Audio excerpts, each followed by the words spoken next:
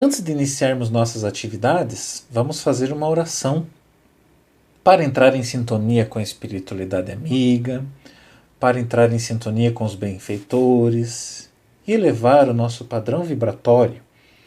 Então, aqueles que desejam podem fechar os olhos e vamos todos juntos elevar os nossos pensamentos a Deus, que é o nosso Criador, nosso Pai amado. Obrigado, Pai amado, por permitir este momento, onde nós podemos estudar um pouco mais acerca dos ensinamentos do nosso Mestre, do nosso modelo Jesus, à luz desta doutrina que nós tanto amamos, o Consolador prometido, a doutrina espírita. Pedimos à espiritualidade amiga que nos envolva, que nos proteja, que nos intua, para que possamos passar a mensagem da melhor maneira possível. Pedimos também aos amigos espirituais que estejam com aqueles que nos assistem nesse momento, protegendo a nossa família, os nossos lares, protegendo também aqueles que tanto necessitam de uma palavra amiga, de uma mensagem de consolo. Benfeitores espirituais sejam conosco, hoje e sempre. Muito obrigado e que assim seja.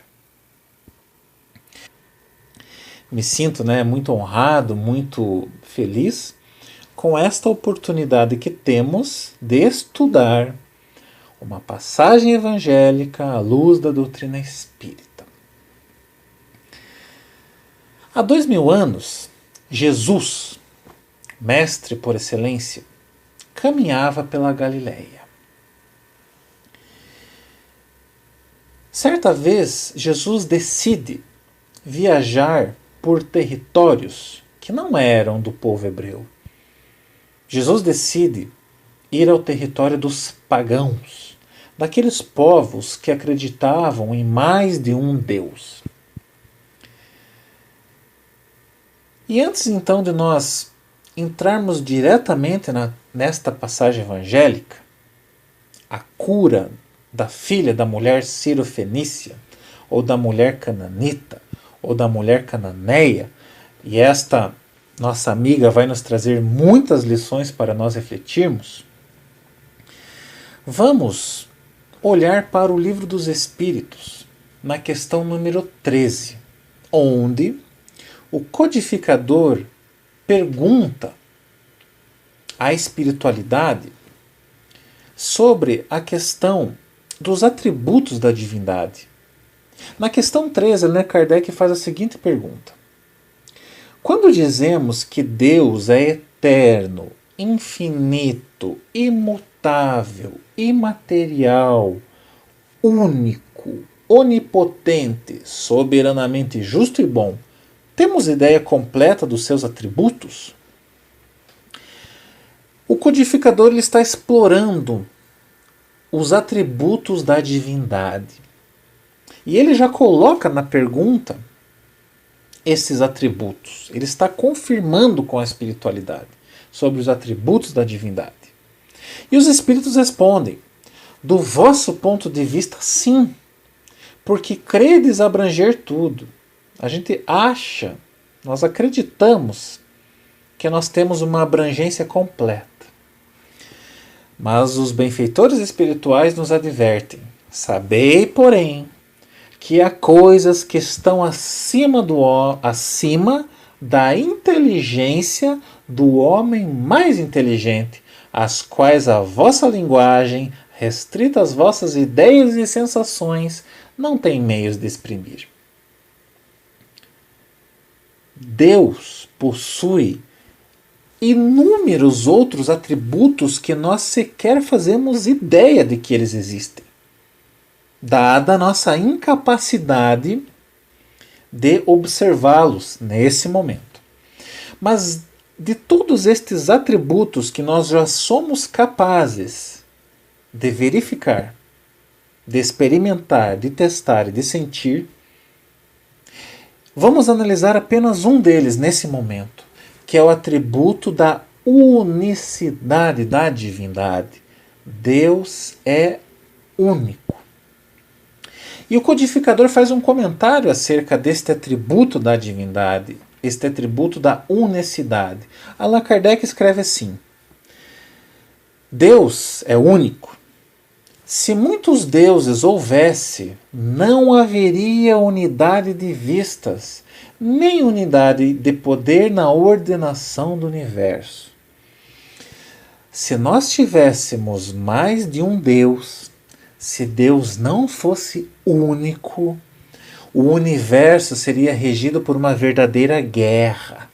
Não haveria esta unidade de ideias, esta unidade, esta conformidade na formação do universo. Imaginem só uma galáxia brigando com uma outra galáxia para ver qual tem mais poder, para ver qual é mais rica, qual é mais exitosa, qual é a mais inteligente.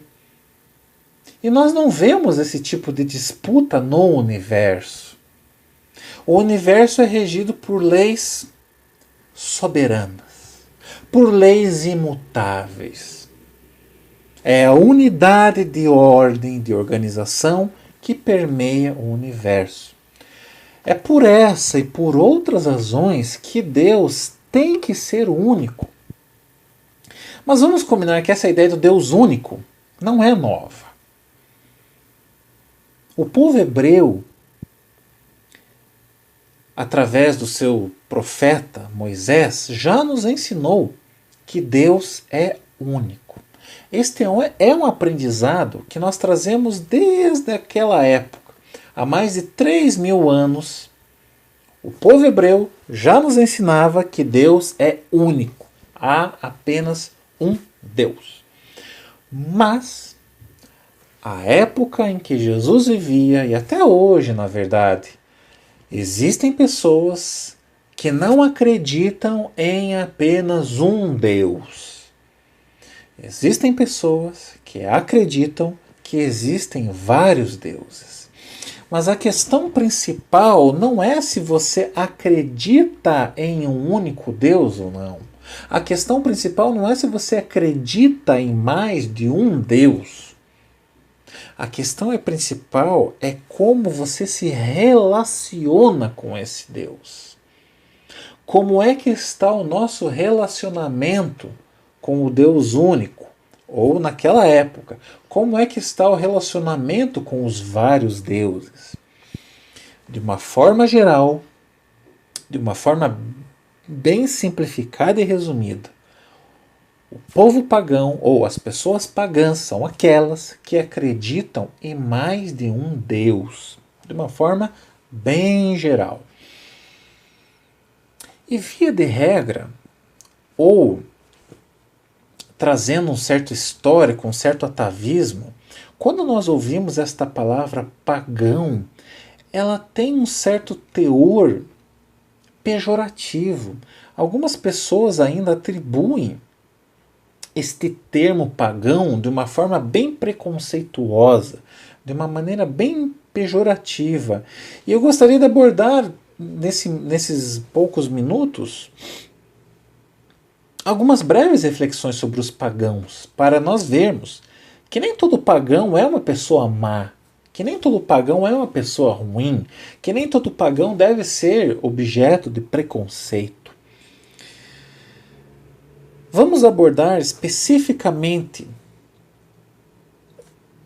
os povos que viviam, as pessoas que viviam em duas cidades, Tiro e Sidom. Porque essas são as duas cidades que estão no meio da nossa passagem evangélica. Tiro e Sidom eram cidades extremamente ricas. Eles herdaram toda a cultura dos fenícios. Os fenícios foram os primeiros a se aventurarem no mar Mediterrâneo. Foram os primeiros a construírem as embarcações, os navios, as galeras. Eles dominaram, então, o comércio do mar Mediterrâneo. Eles cultivavam as mais finas lãs, os produtos mais nobres, mais sofisticados. Eles comercializavam, por exemplo, conchas de onde se extraíam tintas vermelhas para se escreverem nos papiros. E toda essa questão socioeconômica e geopolítica é trazida por Amélia Rodrigues, nesta extraordinária obra chamada Primícias do Reino. Amélia Rodrigues, para quem ainda não conhece, é um espírito de escola, faz parte da equipe de Joana de Ângeles, Amélia Rodrigues, através da psicografia abençoada de Divaldo Pereira Franco, nos traz passagens belíssimas. Dentre elas, é esta que estamos estudando na noite de hoje, que é a cura da filha da mulher Cirofenícia, ou cananita, ou cananeia. E esta mulher vivia nesta região de Tiro e Sidom, nesta região cirofenícia. A nossa amiga era uma mulher pagã. E as pessoas que ali viviam então nessas duas cidades, que eram duas cidades extremamente ricas, vamos colocar de uma maneira generalista, viviam muito bem. Elas tinham o seu trabalho, elas tinham os seus rituais, de batizado, de casamento, de nascimento, de falecimento. Quando elas queriam, final de semana, cultuar os seus deuses, elas iam aos templos dos seus deuses, templos extremamente belos do ponto de vista material, com um mármore extremamente bonito. A cidade possuía bosques perfumados. Era uma cidade rica, próspera. Eventualmente, os pagãos faziam a sua caridade material, ajudavam algumas pessoas, doavam o que sobra. E se você perguntasse para eles, eles diriam assim: eu vivo muito bem, obrigado, eu não preciso de mais nada. Deve ter sido uma tarefa muito difícil para Jesus levar a mensagem para eles. Por quê? Porque Jesus vinha da Galileia, uma região pobre, uma região que era menosprezada pelo povo hebreu. Como pode, então, um carpinteiro, um simples e humilde carpinteiro, que vem de uma região pobre, materialmente falando, querer ensinar alguma coisa para cidades tão ricas? Talvez fazendo um paralelo para a gente entender como essas cidades eram extremamente ricas, para que a gente possa colocar um pouco de sentimento e emoção para conseguir entender um pouco mais dessa passagem, faríamos a seguinte analogia. Imagine, para quem conhece a cidade de Curitiba.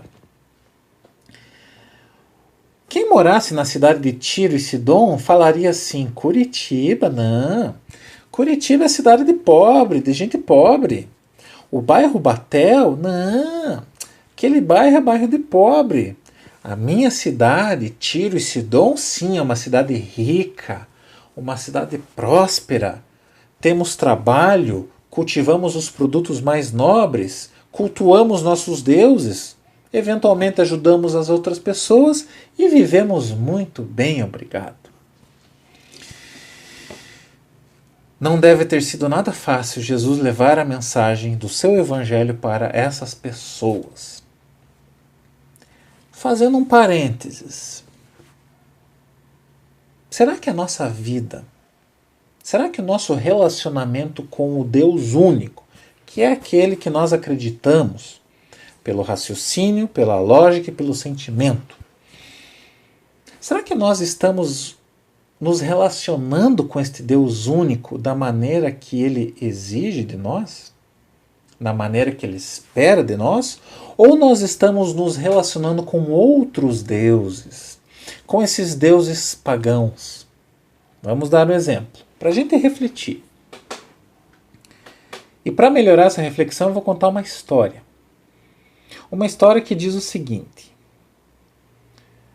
um casal havia comprado um carro novo, 0 quilômetro, recém-saído da concessionária. O casal tira então este carro novo da concessionária, chega em casa e a mulher, a esposa, faz um pedido para o marido. Ela diz assim: meu amor, posso dar uma voltinha com o carro sozinho? O marido: claro, meu amor, pode dar uma voltinha com o carro. A mulher então pega a chave do carro, entra, dá a partida, anda algumas quadras e adivinhe, se envolve num acidente. A mulher acaba colidindo com outro carro, danifica toda a lataria, toda a pintura. Pense, aquele carro novinho, cheirando estofado novo, cheirando o carro 0 km. A mulher bate o carro. É claro, ela fica muito nervosa. Discutindo com o motorista da frente, né, para resgatar ali, acionar o seguro, ela então resolve acessar o porta-luvas para pegar a documentação e assim acionar o seguro. Quando ela abre o porta-luvas, ela vê um bilhete do marido. E nesse bilhete diz o seguinte: meu amor, em caso de acidente, lembre-se, eu amo você e não o carro. Não se preocupe, tudo passa. É uma história para nós refletirmos. Quando nós damos mais valor para a matéria, quando nós valorizamos mais o dinheiro, quando nós valorizamos mais as questões dos bens materiais, nós, no fundo, estamos cultuando um Deus chamado Mamon. Quando nós cultuamos mais a beleza externa do que a beleza interna, quando nós passamos horas e horas nos arrumando, penteando o cabelo, passando produtos, nós estamos no fundo, adorando uma deusa chamada Afrodite, que é a deusa da beleza. Quando nós valorizamos mais a beleza exterior do que a interior. Quando nós queremos estar... Quando nós queremos... Sabe aquela sensação de querer estar sempre certo? De querer duelar com o outro, de querer colocar argumentos, de querer convencer o outro, de querer mostrar para o outro que a minha opinião ela é a mais correta, ela é a mais verdadeira. Quando nós estamos procedendo assim, no fundo, nós estamos cultuando uma deusa chamada Atena, que é a deusa da guerra. Coloco rapidamente essas questões para nós pensarmos se no fundo, nós não estamos sendo pagãos modernos, se nós não estamos neste culto politeísta, mas de uma maneira moderna. A questão principal não é se nós acreditamos em um único Deus. A questão principal é como que nós nos relacionamos com este único Deus. Será que nós estamos nos relacionando com este único Deus de uma maneira pautada por uma fidelidade? Ou será que nós estamos sendo infiéis com este único Deus, cultuando estes outros deuses? O Deus da guerra, o Deus do tá sempre certo, o Deus da beleza, o Deus da matéria. Fechado este parênteses, que nós poderíamos explorar um pouco mais ainda, né? Colocamos aqui de uma maneira bem geral sobre os povos pagãos, sobre esta cultura, sobre essas ideias, né, de adorarmos vários deuses. Nós vamos lembrar que a nossa amiga, a mulher Ciro-fenícia, ou a mulher cananita, ou a mulher cananeia, ela era pagã. E o povo pagão, naquela época, sofria um profundo preconceito, porque eles não eram considerados, para o povo hebreu, pessoas puras, pessoas que seguiam os rituais, pessoas que seguiam, que cumpriam todos os rituais religiosos que os fariseus preconizavam. A nossa amiga, a mulher cananita, ela era pagã. Jesus está visitando a terra dos pagãos. E como diz Allan Kardec em O Evangelho segundo o Espiritismo, se nós quisermos nos aprofundar nas passagens evangélicas, nos estudos de Jesus, nós precisamos entender todo este contexto econômico, sociopolítico, geopolítico, econômico-social. Nós precisamos mergulhar na cultura da época se quisermos compreender melhor as passagens evangélicas.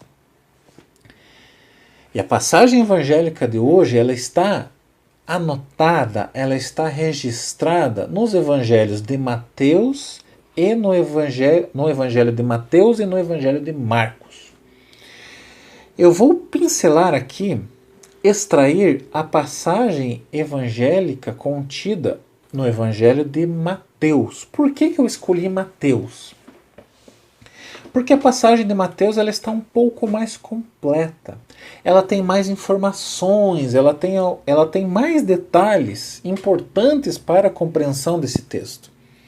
Por que ela tem mais detalhes? Aqui seriam algumas teorias, muito provavelmente porque Mateus falava grego. Mateus era o nosso amigo Levi, o cobrador de impostos. E é bem possível que quando Jesus e os discípulos estavam ali dialogando com o povo pagão, Mateus tenha captado algumas outras informações que os outros discípulos não captaram. Então, essa possivelmente é uma razão pela qual o Evangelho de Mateus tenha mais informações. No seu Evangelho, no Evangelho de Mateus, no capítulo 15, no versículo 21, o evangelista nos traz assim: depois de sair dali, e esse dali requereria uma série de explicações e nós nos delongaríamos muito para explicar tudo isso, poderíamos resumir assim, de uma forma muito resumida. Jesus inicia o seu ministério na Galileia, faz ali inúmeras curas, inúmeros milagres. Jesus decide depois visitar pela primeira vez a terra do povo pagão, indo lá em direção a Gadara ou Gerasa. Ele cruza o mar do Tiberíades. Ali acontece aquela passagem da cura do endemoniado que vivia no cemitério, que Jesus expulsa os demônios, meu nome é Legião. Aí acontece aquela situação da vara de porcos que despenham, né, pelo despenhadeiro. Jesus retorna para a Galileia, executa ali mais algumas curas, mais alguns milagres, e depois Jesus pela segunda vez visita a terra dos pagãos, ou seja, saindo depois deste local, depois de sair dali, Jesus retirou-se para as partes de Tiro e Sidom. São as duas cidades que nós comentamos atrás. Eis que uma mulher cananeia, que saíra daquele território, gritou dizendo: Senhor, filho de Davi, tem misericórdia de mim. Minha filha está horrivelmente endemoniada. Mas ele não lhe respondeu. Temos fatos aqui interessantíssimos para discutir. O primeiro deles, essa mulher se dirige assim para Jesus: Senhor, filho de Davi. Esta expressão, filho de Davi, é uma expressão extremamente rara de ser utilizada. Pouquíssimas vezes nós vamos ver no Evangelho alguém se dirigindo a Jesus como filho de Davi. E isso já nos dá uma indicação de que a nossa amiga, a mulher cirofenícia, ou mulher cananita, ou mulher cananeia, conhecia a tradição do povo hebreu, conhecia toda a tradição dos seus patriarcas, das tribos, dos seus reis. Ela conhecia. Ela não desconhecia a cultura em que Jesus vivia. Esse seria um primeiro aspecto interessante de ser observado. A outra questão mais curiosa ainda é que esta mulher está pedindo ajuda para Jesus. Ela pede ajuda, na verdade ela está gritando, e Jesus não faz nada, Jesus não responde. Não é estranho isso? O amor mais puro que já pisou na terra, o ser mais perfeito, o modelo e guia para a humanidade, simplesmente não responde o apelo de uma mãe que está pedindo ajuda para sua filha. É um tanto quanto curioso. E para entender então este silêncio de Jesus, nós precisamos observar dois aspectos. O primeiro deles, Jesus está querendo testar a fé desta mulher. Jesus vai fazer um teste da fé, vai fazer o teste da fé da mulher cananita. E o segundo aspecto é que, ao mesmo tempo em que Jesus está testando a fé da mulher, Jesus quer dar uma lição aos discípulos. Vamos lembrar, Jesus e os discípulos estão num outro território, num território de uma outra cultura, que não é a cultura hebraica. Jesus está no território dos pagãos, que adoram outros deuses, que não têm os rituais do povo hebreu. Jesus está neste outro território. O povo hebreu olha o povo pagão com menosprezo, com preconceito, e Jesus então, ao mesmo tempo que ele quer testar a fé da mulher, ele quer ensinar algo aos discípulos. Existe também uma outra questão pela qual Jesus não responde. Não responde à mulher. Nos dias de hoje, 2020, é super normal na nossa cultura ocidental, que um homem converse em público com uma mulher. É a coisa mais normal do mundo.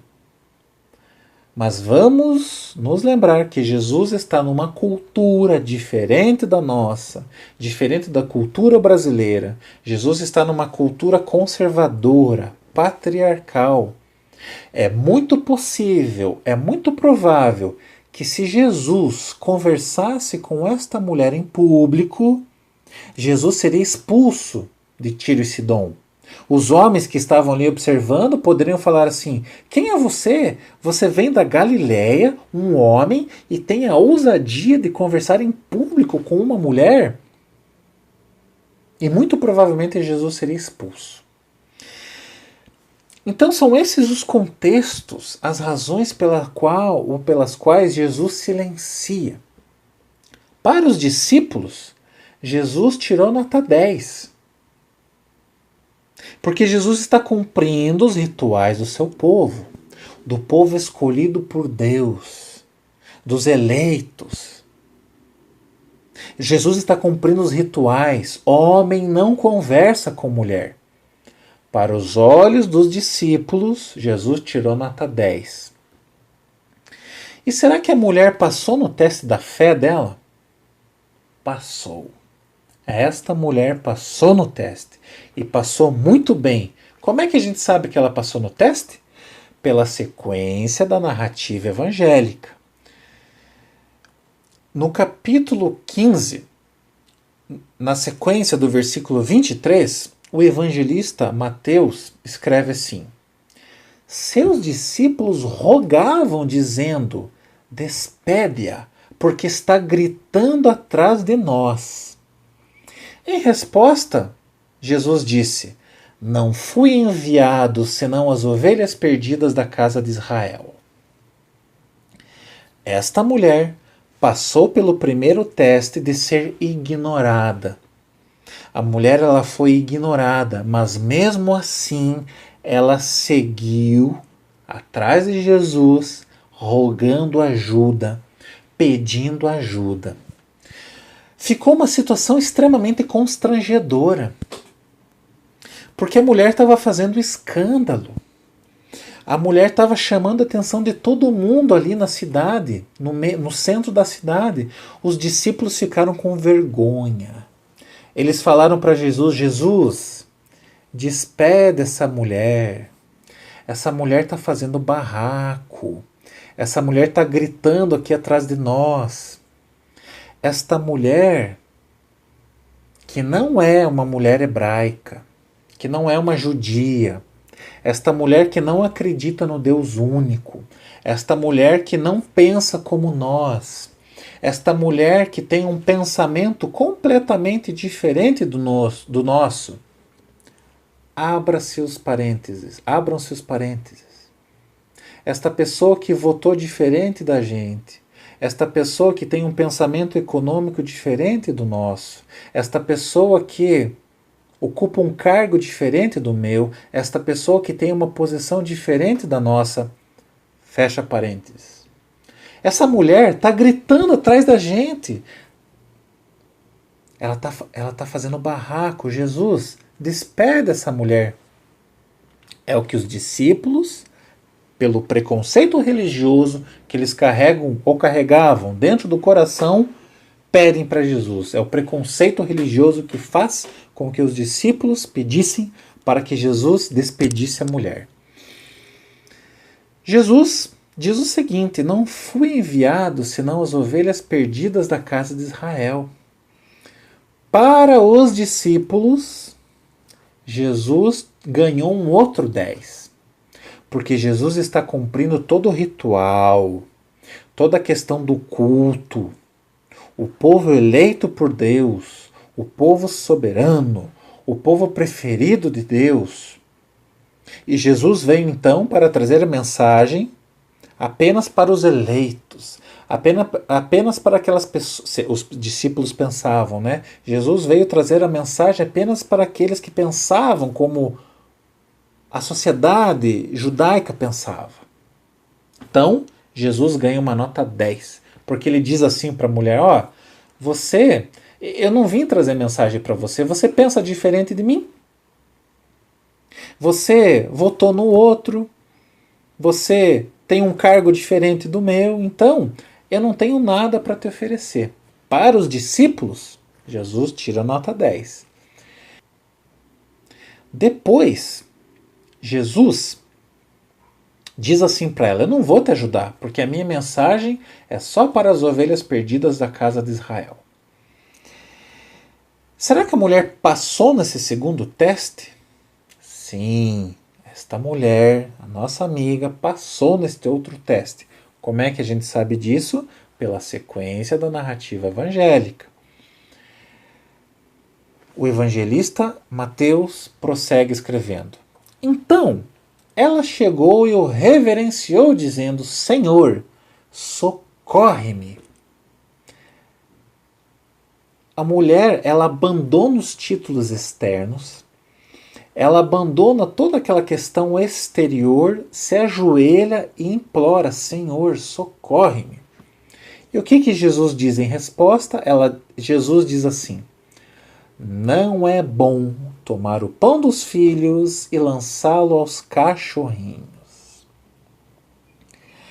A situação, ela atingiu o ápice do constrangimento, porque esta mulher estava implorando por ajuda, e apenas as pessoas mais endurecidas, os corações mais endurecidos, não estenderiam a mão para essa mulher, para essa viúva que está pedindo ajuda para a filha dela. É um amor de mãe pedindo ajuda. Só um coração muito duro, muito cruel não ofereceria ajuda.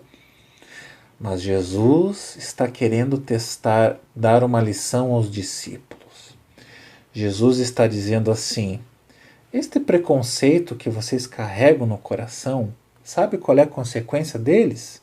Ou qual é a consequência deste preconceito? É esta situação constrangedora, onde o irmão nosso, onde um ser humano pede ajuda e nós não estendemos a mão, por causa dos nossos preconceitos. Não é justo lançar as migalhas, pão, para os cachorrinhos. E aqui temos outro detalhe muito interessante, porque nos dias de hoje, em 2020, se alguém chama o outro de cachorrinho, soa até como um elogio, dependendo da situação. Ah, fulano é um cachorrinho. Porque o cachorro, na nossa sociedade, é um animal de estimação. Nós gostamos do cachorro, nós gostamos dos animaizinhos de estimação. No Brasil, as lojas que mais abrem hoje são farmácias e lojas pet. As pessoas estão cada dia mais comprando ou adotando animais de estimação. Na época em que Jesus vivia, haviam dois animais extremamente imundos aos olhos da cultura do povo da época. O primeiro era o porco. O povo judeu considera o porco um animal imundo. E lado a lado ao porco, na segunda posição, mas não tão atrás, está o cachorro. O cachorro não é um animal de estimação na cultura em que Jesus vivia. Chamar alguém de cachorro é uma ofensa extremamente grave. É claro que Jesus, o governador espiritual do orbe, ele atenua este, entre aspas, xingamento. Jesus diz assim: não é justo lançar pão aos cachorrinhos. E o governador espiritual do orbe, com todo o seu amor, com todo aquele magnetismo emanando do seu espírito, com certeza conferiu à mulher não tanta humilhação como seria se nós, chamássemos uma outra pessoa de cachorro, numa vibração mais inferior. Nesta passagem, neste versículo, nós então estamos no ápice do constrangimento. É uma situação extremamente constrangedora. O preconceito religioso está fazendo com que Jesus, além de não ajudar a mulher, ainda, entre aspas, humilhe a mulher. Aos olhos dos discípulos, Jesus tirou nota 10, mas aquela lição está um pouco constrangedora, está amarga. E a mulher, será que passou no teste? Será que ela passou no teste de ser, entre aspas, humilhada? Qual seria a nossa reação se estivéssemos no lugar da mulher cananita? Primeiro ela foi ignorada, depois ela ouviu de Jesus que a mensagem não era para ela, ela ouve os discípulos mandando ela ir embora, e agora ela ouve da boca de Jesus que a mensagem não é digna de ser compartilhada com os cachorrinhos. Será que a mulher passa no teste? Passa. A nossa amiga passa com louvor, porque ela diz assim: sim, Senhor. Quando ela diz sim, Senhor, esta mulher está concordando com tudo que Jesus fez e com tudo que Jesus disse. Essa mulher está dizendo assim: Jesus, eu concordo com tudo que você fez. Eu concordo que você cumpriu as convenções da sociedade. Eu concordo que você cumpriu todo o ritual que esperavam que você cumprisse. Mas também nós, cachorrinhos, ela falando, os cachorrinhos também comem das migalhas que caem da mesa dos seus senhores. Todos nós que pensamos diferente dos outros, que temos cargos diferentes, que temos uma posição social diferente, todos nós merecemos a mensagem do Evangelho. Porque Jesus não veio apenas para os espíritas, Jesus não veio apenas para os católicos, para os evangélicos, Jesus veio para todos aqueles que necessitam. Jesus não veio para os sãos, Jesus veio para os doentes. Jesus veio para os criminosos. Jesus veio para os corruptos. Jesus veio para aquela pessoa que você ainda não gosta dela. Jesus ama esta pessoa que você não gosta, que você não simpatiza, com esta pessoa que nós muitas vezes publicamos um textão, não sendo nada indulgentes. Nós compartilhamos texto, dizendo que a pessoa é corrupta, que a pessoa é ladrona, que a pessoa fez isso, que a pessoa fez aquilo. O ser mais execrável da terra aos nossos olhos é tão amado por Jesus quanto nós. Vamos lembrar que quando o evangelista Marcos escreve este evangelho, ele está em Roma. Se um soldado romano pagão ler este evangelho, ele vai pensar: meu Deus, eu assassinei tantas pessoas, eu sou um criminoso e Jesus tem uma palavra de consolo para mim, que coisa maravilhosa. A mulher cananita, quando perseverou na sua fé, Jesus responde o que para ela? Ah, mulher, grande é a tua fé. Depois que você passou nesses 3 testes, seja feito para ti como desejas. E desde aquela hora, a sua filha foi curada. A nossa amiga cananita passou no teste, passou nas provações. Para os discípulos ficou a lição de que o preconceito, não apenas religioso, mas o preconceito de qualquer expressão, torna as coisas muito difíceis de serem conduzidas. A vida, quando é permeada pelo preconceito, torna-se amarga, torna-se árdua, torna difícil a ponto de criar situações tão constrangedoras de você não poder estender a mão para o outro. Meu Deus, ninguém é melhor do que ninguém, nós não somos todos irmãos perante o nosso Deus único. Quando nós oramos Pai Nosso, esta oração Pai Nosso, ela está saindo da boca para fora ou está vindo do coração? Será que eu já coloquei no meu coração que todos nós somos irmãos perante o Deus único que nós dizemos acreditar? Ou nós estamos cultuando a deusa da guerra, chamando o outro de criminoso, que não trabalha, que é preguiçoso?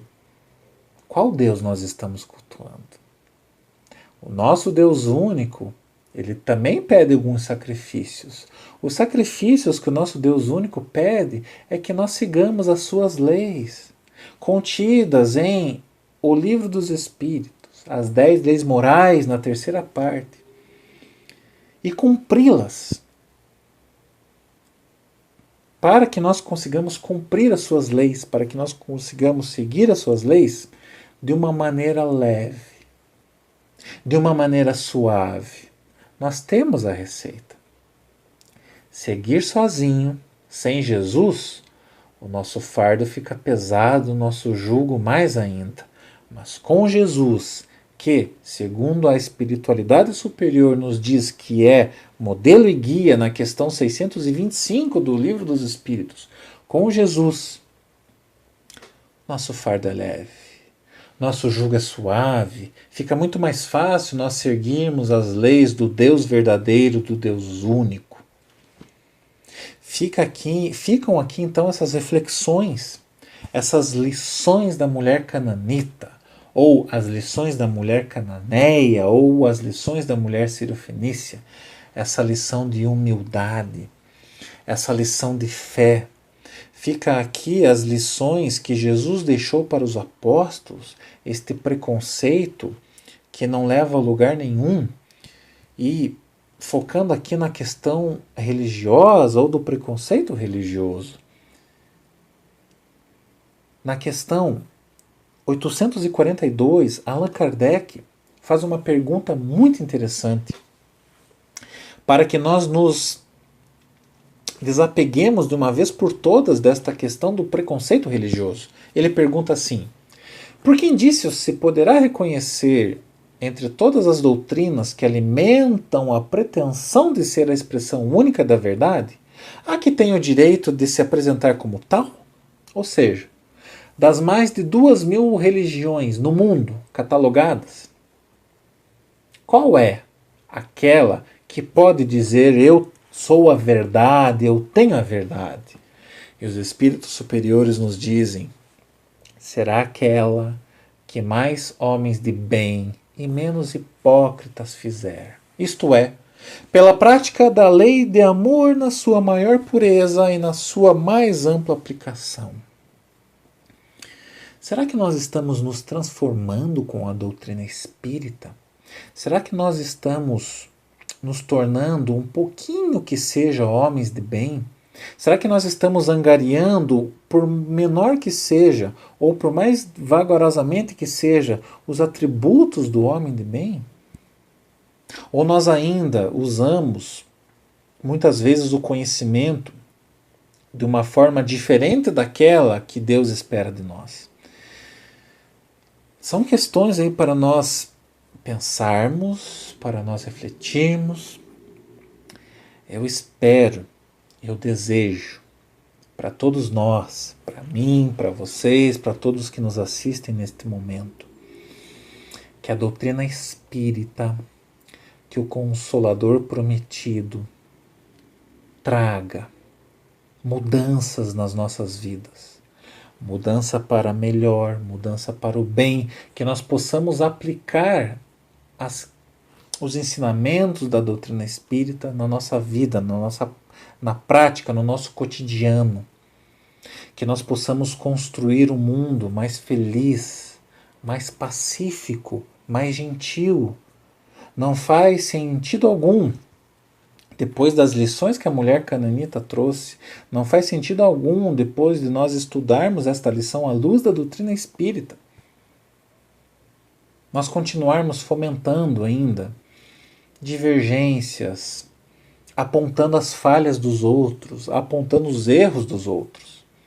Que nós possamos olhar a trave que tem no nosso olho, ao invés de perceber o cisco que há no olho dos nossos irmãos. Jamais nos esqueçamos que todos nós somos irmãos, que nós possamos parar de olhar os outros de uma forma preconceituosa, que nós possamos parar de olhar os outros com um olhar superior, porque no fundo todos nós fomos criados para a felicidade.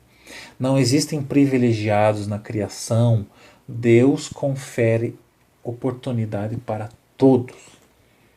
A pessoa mais difícil de se conviver, o pior criminoso, a pessoa mais complicada em termos de evolução espiritual, ela também chegará lá. Ela também será tão evoluída quanto nós. Um dia, com certeza, ela chegará ao nível dos espíritos puros.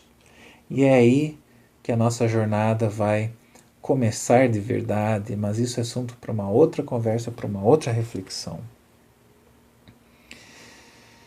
Nós poderíamos discutir mais coisas, eu espero que eu tenha conseguido ao menos trazer alguns pontos de reflexão. Sugiro fortemente que vocês leiam o livro Primícias do Reino, que vocês revisitem a passagem evangélica, e que nós possamos, aplicar tudo isso no nosso cotidiano. Eu deixo aqui o meu muito obrigado. Espero em breve nos vermos fisicamente e agradecendo então por esse momento e encerrando esse momento de trabalho na doutrina espírita, nós iremos fazê-lo com uma oração de encerramento. Fechando os nossos olhos uma vez mais, agradecendo a Deus por nos ter enviado Jesus, divino amigo de todas as horas, que nós possamos, mestre amigo, poder sempre estar em contato com os teus ensinamentos, à luz desta doutrina que tanto esclarece, que nós possamos, mestre Jesus, ser os teus trabalhadores, que nós possamos trabalhar na tua vinha, que nós possamos construir o mundo da regeneração, um mundo mais amoroso, mais pacífico, menos preconceituoso, um mundo tão aguardado, tão esperado por aqueles que almejam o amor e a paz que tu, mestre, nos ensinaste. Obrigado, mestre querido, amigos espirituais sejam conosco, hoje e sempre. Muito obrigado e que assim seja.